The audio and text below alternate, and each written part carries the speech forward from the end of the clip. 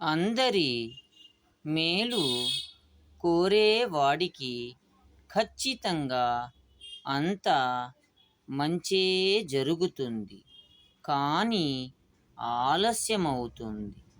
పక్కవాడు బాగుపడితే చూసి ఓర్చుకోలేని వాడికి ఖచ్చితంగా శిక్ష పడుతుంది. కానీ అది కూడా ఆలస్యంగానే జరుగుతుంది.